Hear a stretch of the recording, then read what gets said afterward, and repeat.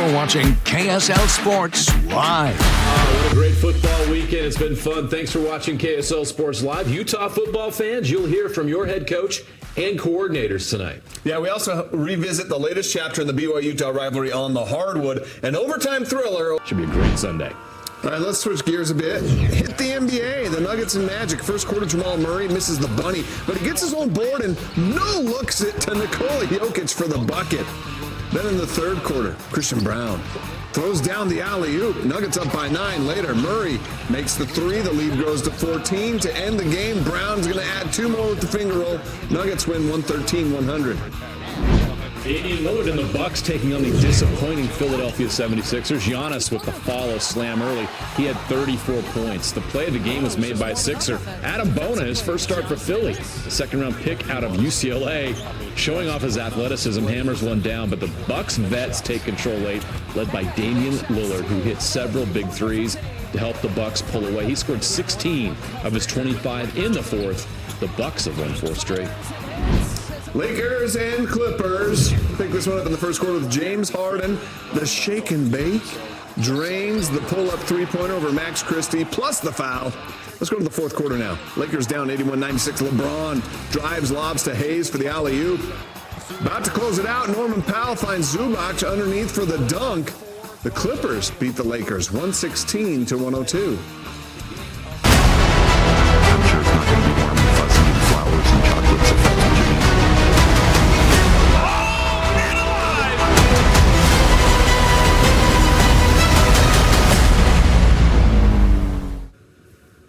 It's fierce, on and off the court. It's one of the most evenly contested rivalries in all of college basketball, too. After the Utes' overtime win last night at the Huntsman Center, they have now won 131 times to BYU's 134. And the game was a reflection of possibly the two programs heading in slightly opposite directions this season. BYU had just 1 win in its last 4 games, while Utah was riding a 2-game win streak in Big 12 play. Early on, it was BYU setting the pace to the game. Dallin Hall throws one up to the former U, Kiba Keita for the alley-oop. Keita had 4 points, 9 boards. BYU led by 3 at halftime. In the second half, Utah went to an unexpected hero to lead this team. Ezra Ausar gets the dunk to cut the lead to 4. Under a minute to go in the game, Utah 2. Mawat Mogg from the corner for 3 gives BYU the lead. Utes' next possession, it's great passing to Ausar for the wide-open dunk and the lead. BYU's down 2 with 14 seconds to go. Fousseyni Traore delivers the game-tying bucket, and this game would go to overtime in OT. Diego Denning dunks it for the 3-point lead. Former Cougar Hunter Erickson scored the final 6 points for Utah, gave the Utes a 1-point lead with one final chance for BYU. Deming had the ball. His shot, though, was well off the mark. Utah wins the first rivalry matchup in conference play since 2011 by 1 point. What a game. Obviously, it's a lot easier for me to say that. You know, we've been on both sides of that thing when you coach as long as we have, and these rivalry games, man, you just throw everything out the door. I know it's a rivalry game, but to me it was just like regular, just blue versus red, And again, I really did that for Hunter and Caleb because I understand, like, that's the school they came from. So, again, that ain't, that ain't my beef. That's their beef. Big game, rivalry game. You wanted to win it. So everybody's disappointed. You got to learn how to win close games. We're right there in all these games. You got a chance to win. I just told our club in there, you win and lose games on the margins. Good environment will make me hungry to play them again for sure. But seriously, fans impact winning.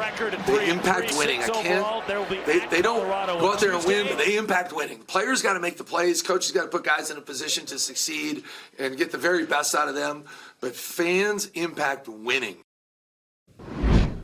Great Sunday game in the Big and Utah, all 3-3 in Big 12 play. How about future BYU Cougar A.J. DeBonza? He was on the court today at the Hoop Hall Classic with Utah Prep against Montverde Academy. It was a bit of a homecoming for A.J. This tournament being played back in his home state of Massachusetts. Unfortunately for Utah Prep, it was a 14-point loss, but DeBonza showed why he's the #1 high school prospect this year, scoring 25 points with 3 3-pointers in the game. BYU head football coach Kalani Sitake was inducted into the Polynesian Football Hall of Fame on Saturday during the 2025 enshrinement ceremony conducted at the Polynesian Cultural Center in Laie, Hawaii. One of 3 new inductees, Sitake was joined in the class of the Polynesian Football Hall of Fame by former Utah and Pittsburgh Steelers offensive lineman Chris Kimoiatu. Just appreciate their reaction.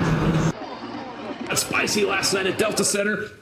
Liam O'Brien showing some fight. The Utah Hockey Club gets a much-needed win. A look back and a look ahead to another big one Monday. Man, what a great opportunity to be a part of such a great program. Utah's newest coach, offensive coordinator Jason Beck, talking to the media for the first time since he was hired. What he and Kyle Whittingham have to say about this new Utes offense, that's coming up next.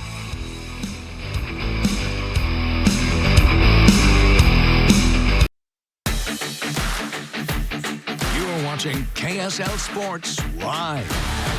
The Performance Automotive Play of the Day on Sunday comes from the PGA Tour. Final round of the American Express in Coachella Valley, California. This is Chris Ventura on the 208-yard par 3 13th. And he gets the hole-in-one. Yes! You can call it an Ace Ventura. Oh, righty then. Bumblebee Tona. Final round of the American Express on the PGA Tour. The par 5 11th here. This is Jason Day's third shot. Chips it to about 2 feet from the cup. Sets up the easy birdie to get to 23 under. That was still 4 shots behind Sepp Straka, but on the 16th hole, Straka misses the birdie putt, would bogey to drop to 2,600. That would be his first bogey of the round. He was still pretty safe, though. Straka would maintain that lead, finishing the job at 18 with this putt here. Straka winning the American Express 2 shots ahead of Justin Thomas. When the Utah Hockey Club brought the NHL to Utah, general manager Bill Armstrong was very clear that this team was still in the rebuilding phase. He's asked fans to still be patient. Yeah, now just over halfway through this first season, Utah, they're still hovering near a wild card spot in the Western Conference. But to get there, they really need to start picking up some wins. Just 2 wins in the last 12 games hasn't helped until last night. A 4-2 win over the team just ahead of them in the standings, the St. Louis Blues. And the team was led by their dynamic duo on the front line, the captain Clayton Keller and young budding star Logan Cooley. In the first 30 minutes of the game, those two combined for 7 points to build Utah's lead to 4-2. Keller had a goal and 3 assists, while Cooley added a goal and 2 assists, the top 2 stars of the game. You know, points is great and important, but the way he played, period. His intensity on the back check, his intensity in the D zone, his detail, he stay even kill, he stay focused all night long. That's what I know Kel's for, and that's what you expect from your captain. Yeah, I think we're playing with a lot of speed. We're starting to read off each other. I guess I've said before, chemistry takes time. The third star of the game went to John Marino in just his 3rd game in a Utah hockey sweater. And Marino was outstanding, recording his first career point with Utah, an assist on Nick Schmaltz's go-ahead goal in the first period. And what may have been the play of the game is this, putting his body on the line, diving in front of the open net for the save to help kill a Blues power play in the 3rd period. You want to know why Liam O'Brien is called Spicy Tuna? Just watch the first period against the Blues. Dude spices up the game every time he hits the ice. His fight with Tyler Tucker of the Blues changed the game. He came away bloody. The fans got fired up, and so did his teammates. Utah scored 3 straight goals after the fight in a 4-2 victory. He hasn't had a lot of playing time this year, but when he does get time, the opposition feels him.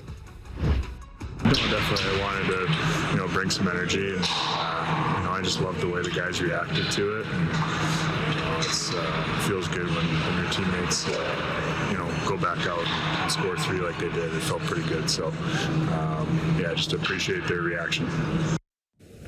Okay, so what's coming up next for Utah? Well, tomorrow night, Utah wraps up a 7-game homestand against the top team in the Western Conference, the Winnipeg Jets. Then a 3-game road trip against 3 playoff teams, Minnesota, Winnipeg again, and Ottawa to finish up the week. Now, speaking of Ottawa, the Senators were in New Jersey today against the Devils. Second period, Senators with a 1-goal lead. The Devils counter. Curtis Lazar puts it on net. Tomas Tatar cleans it up, tying the game up at 1 each. Less than 3 minutes into the 3rd period, Ottawa scores the decisive goal. Artem Zub lights the lamp From distance, the Senators get their 24th win, 2-1. The Stars are now 10-3-1 in their last 14 games. They beat the Red Wings on Sunday. Mattel Blumel scores from the Stars' fourth line, 1-0 early. Jason Robertson had a big game, a goal and an assist. The Stars move ahead of the Minnesota Wild in the standings. Man, what a great opportunity to be a part of such a great program. The success they've had over a long period of time, playing and winning conference championships. It was just a no-brainer for me to be able to join such a great program and to be a part of it. Well, it is a new era up on the hill, one that will bring a new look to the offensive side of the ball for Utah football. Jason Beck is the man charged with putting a charge into this Utah offense as they attempt to overcome an underwhelming season in their first year in the Big 12. The former BYU quarterback took questions from them within the country, 484 yards per game, 34 points per game. He brings with him a starting quarterback, Devon Dampier, who ran for 12 more touchdowns himself than Utah did all of. The offense is just kind of based around playing to your personnel, to your players. So it's all about identifying your best players and putting them in positions to have success and to play well. A lot of times that's driven through the quarterback. It starts with him. It's more wide open, more spread formations, a lot of Q run game. Jason is a really good judge of talent, who to use, getting the most out of each guy and tweaking things to fit the personnel. Obviously, I watched a ton of his offense, and I love it. It's going to be interesting this spring going up against a new offense because I love Andy and what he brought and his offensive scheme, but excited for this change. All right, so how about that new quarterback? Dampier provides you. Well, Devin is a true, in every sense of the word, dual-threat quarterback. I mean, he's a terrific runner. He's a very good thrower. We expect to get his completion percentage bumped up a little bit this year. We think that'll happen just through maturity, and that wasn't because of stellar protection all the time. He is very mobile in the pocket, has great pocket awareness. Now back to hoops. The Big 12 is no joke when it comes to college hoops. Are the Runnin' Utes starting to figure some things out in their first year in the nation's top basketball conference? Well, last night's win over BYU is the Utes' third straight in-conference play. Only Houston has a longer active win streak currently by Big 12 teams. They were led by junior forward Ezra Assar, who scored a career-high 26 points in the win. 24 of those 26 were in the second half and overtime. He's the driving force for the Utes' recent surge. They've now won 3 straight games. There was added emotion for Assar and his head coach Craig Smith as Assar has been dealing with adversity off the court.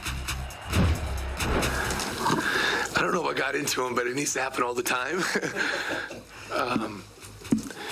He's a really amazing person. And he has a death that he's been through some stuff here. He's going through some personal things. Went home for a death in the family, and it's got a different look to him. I think a lot more purpose. He had a great look, and I think he's learning how to really compete. I think he's really learning how to play with force. And then tonight, the second half, he just, his finishes around the basket, he's come a long way. BYU, on the other hand, kind of struggling to find success on the court, at least recently. Just one win in the last 5 games. Fousseyni Traore was a bright spot last night for the Cougars, scoring a game-high 16 points off the bench against the U with multiple key buckets in the final moments. But overall, BYU just shot 38% from the field and only 40% from the free throw line. Last night was not the first overtime game between BYU and Utah. Let's hop into the time machine. March 2nd, 1985. Utah edged the Cougars in triple overtime, 86-85 on freshman Bobby Adair's jumper with 4 seconds remaining. It was the third straight year the Utes and Cougars played a multiple overtime game. Yeah, the first time was in 1983 when the Utes and Cougs went head-to-head down at the Marriott Center in Provo. Devin Durant scored 25 for BYU in that game, but it was Utah's Peter Williams who scored 22 to help lead the Utes to a 64-62 win in triple overtime, a win that actually gave Utah a share of the WAC title and a bid to the NCAA tournament. Manning on the inbounds, getting it to Green, the Dallas product. Green driving over to Holcomb for the win! Wow! They're going What a week for the Utah Valley Wolverines on Thursday. Timpanogos High grad Jackson Holcomb beat the buzzer in overtime to give them an 85-83 road win at UT Arlington. Then they came home and put the hammer down in the old Hammer rivalry against Utah Tech. Tanner Toulson had 18. Leading scorer Dominic Nelson had 15. Utah Valley is in first place in the WAC, the only undefeated team at 6-0. They've already beat Grand Canyon, and they've won 8 straight games. All right, we have to take a quick break. Red Rocks highlights are on the way. Yeah, and we're also going to catch up with Utah defensive coordinator Morgan Scally. They lost some key players in the transfer portal, but Scally tells us why he's so confident in their newest and youngest additions to the team. That's next. One of the most reliable groups in college football over the past several seasons has been Utah's defense. Yeah, no doubt about that. Since 2016, that side of the ball has been led by defensive coordinator Morgan Scally.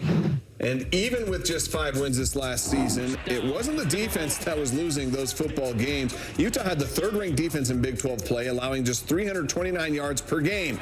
And they were the 2nd-ranked scoring defense as well, behind only BYU, allowing just 20.7 points per game. Now, although some players left through the transfer portal, Scally likes the depth of his defense that will take the field this spring. He expects even the newest freshmen to fit in right away. All the freshmen that are coming in, we're excited about all of them. Usually, if you're going to play as a freshman, physically you have to be ready, mentally you have to be ready. 2 things that keep people from playing as true freshmen really is are they physically ready and mentally capable, and that's our job, is to coach them up. But all of those freshmen, every single one of them coming to this program, you're not going to have to spend a whole lot of time putting weight on. The Utes are very excited about their defensive backfield in 2025. They expect big things from 2 players in particular, Smith Snowden and Teo Johnson. Snowden had a pick 6 in the season finale in Orlando. He was 10th in the Big 12 in pass breakups, while Idaho native Johnson was 2nd on the team in tackles with 70, including 2 TFLs and a block kick return against Baylor. One of the best plays of the season. Scally expects both to be leaders now. I would say become compelling. Bring others along with you. You know, the great ones that we've had, the Devin Lloyds, the Clark Phillips, the Cole Bishop, Joni Vaught, they brought others with them. They weren't just focused on their development. They were bringing other guys with them. Come in the room, let's go, let's work our steps, let's watch film together. So I think leadership is going to be the next step for those guys, and they've already done it, some of that. But you get as many new faces as we have, you have to have leadership, and those leaders gotta be compelling. Kyle Whittingham back at the helm for the Utes this season as they try to course correct after what happened last season. The transfer portal certainly isn't making it any easier. The transfer portal and NIL are becoming the 2 biggest factors in roster building in college football these days. As a head coach, you have to play the game, you have to approach the portal aggressively, and NIL can be the deciding factor in what lures players to your school or not. Utah lost a couple of key players as a result, notably Cam Calhoun and Keanu Tanavasa. Absolute overriding factor was NIL. There's no doubt about it, in my opinion. A very good player for us last year, but they both felt that it was made more sense to move on for their own reasons. But NIL is something that was certainly in the equation. All right, got a question for you. What's the most consistent thing in your life? I'm betting it's still not quite as consistent as Utah gymnastics. The Red Rocks have been to the NCAA championships every single year since the NCAA recognized gymnastics as a championship sport back in 1982. On Friday, they did something they'd never done before, participating for the first time in Big 12 competition, their new conference. After a disappointing result at the collegiate quad, the Red Rocks came out strong. Ashley Glenn, like she did 2 weeks ago, put a stamp on the vault there, 9.875. On bars, it was senior Grace McCollum nailing her routine, a 2nd straight meet with a 9.975 score event on the bars. She got the event win on the bars, also for the former Olympic silver medalist from the beam. Maybe she's becoming a bars great now, right? The Red Rocks star freshman Avery Neff. She's on her way to another stellar night. Neff had already scored 2 scores of 9.9 plus on vault and then on beam as well. But during her last pass on her floor routine, Bit of bad luck here. Neff would go down with an injury on the floor routine. She had to be carried off. There was no official word on her status as of now. The latest report from the University of Utah is that we should get some more information on her injury status sometime tomorrow, either before or after their event. Now, as for the after that injury, there was a bit of a deflated crowd. Seniors Jalen Gilstrap and McCallum stepped up for the Red Rocks to finish strong. Each gymnast recorded scores of 9.9, and Utah's first finish of the year, eclipsing the 197-point mark as a team. After the meet, the gymnast and coach Carly Dockendorf talked about the importance of the next woman up. Just a part of gymnastics, you know, we've all seen it, and as heartbreaking as it is, we just go up there and we have each other's back. That's the whole point of 6 Up, 6 Go. We have each other's back. We're one family here. Anybody on our team that goes down, it's just hard to watch. But this is, you know, still a sport. We still have to get up and finish the rotation, and I thought that various people stepped up and made sure that the next person going was ready mentally. We still had to finish the meet, and I thought they did a really good job of keeping their composure and still stepping up and finishing the way that they wanted to. Let's switch gears to the Utah Jazz. They're in Oklahoma City on Wednesday. Today, the Thunder hosted the Nets. The Thunder jumped out to a 34-7 lead. Yes, 34-7. The Nets had no interest in being in Oklahoma City or winning a basketball game. Shai Gilgeous-Alexander had 27 points, 10 assists, and 4 steals. He keeps his MVP pace. The Thunder are now 35-7 on the year. Most Utah Jazz fans have an opinion, right? Some understand the rebuilding process and don't mind the losses piling up because it means more lottery balls, right? And another, they just want to have fun winning games, right? You want to cheer for a team that wins. Well, for that first group, you're probably pretty happy with how this past week went. The Jazz have lost their last 2 games, both against teams that are in the same situation, which is a double bonus. Near the bottom of the standings in contention for potentially the #1 overall pick in the draft. The Jazz saw the lead slip away late in the game against the Hornets on Wednesday to give Charlotte its 9th win of the season, just 1 more than the Jazz. And then Utah lost on Friday night in New Orleans against a Pelicans team that has now won 11 wins, 1 more than the Jazz. And Utah now has the 3rd worst record in the NBA, which is tied for the best odds at winning that #1 pick. For the 21st time in Real Salt Lake's history, the club embarks on a season in Major League Soccer. Day 1 of the preseason officially here this past week, and as Real Salt Lake gets back together again for this upcoming campaign, they all got back together with some very notable changes to the roster. Of course, the club's leading scorer, Chicho Arango, is no longer with the team. He tied the RSL single-season record last year with 17 goals scored, but now he's been traded to the San Jose Earthquakes, which actually happens to be RSL's season-opening opponent on February 22nd. As the team addressed the media this week for the first time at America First Field, they talked to us about how they're going to fill that goal-scoring void left behind by Chicho.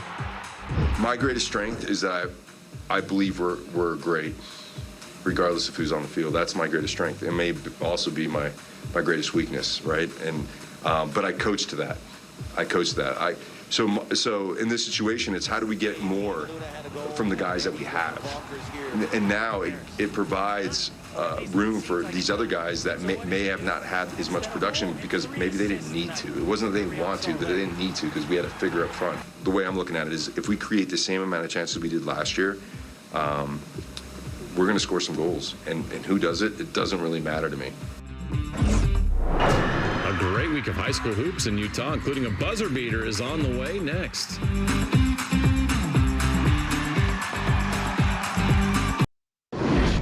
How about some high school hoops? #1 ranked Harriman was hosting #3 Corner Canyon this week. It was all Harriman from start to finish thanks to the efforts of Carlo Mulford. He had an 11-point first quarter. Mustangs also got some help from center Clay Barkley. Chipping in with that slam, they would lead by as much as 22. Mulford would close the game with that 3, finished with 36 points. The Mustangs dominate 71-49. The 3rd-ranked team in Class 5A, Olympus, taking on Alta in the championship game rematch from last year. The Titans went into the halftime leading by 2 points, but then came out and outscored the Hawks 22-11 in the 3rd. But Alta made a comeback. Dash Reiser hits a 3 to cut it down to 5. The Titans' Davian Lazarus responds with a 3. And Olympus pulls away and wins 61-53. Earlier week, Alta had a nail-biter against regional rival Highland Rams, winners in 7 of their last 8. Final seconds of the game, tied at 56. Bodie Dodger, the floater at the buzzer. They're going crazy at Highland. The Rams win. They're 13-2 on the season. Not a bad start so far. Big 5A matchup Friday night. Rivalry game in Region 7. Timpview hosting Orem. Timpview built a 39-24 lead in the third when Orem went on a huge run. How about a 29-7 run? Chance Dastrup made some big shots in that run. He had 14 points. Simeon Sugaturaga also made some big plays in that run. He had 11. Orem gets a big road win over their rival. All right, another great Region 2 matchup. Bingham and Copper Hills. Bingham used an 18-4 run in the third quarter to take control of the game. They made 14 three-pointers, led by Denzel Peoples, with 3 of them and 13 points. Bingham is tied for second behind Harriman after that win.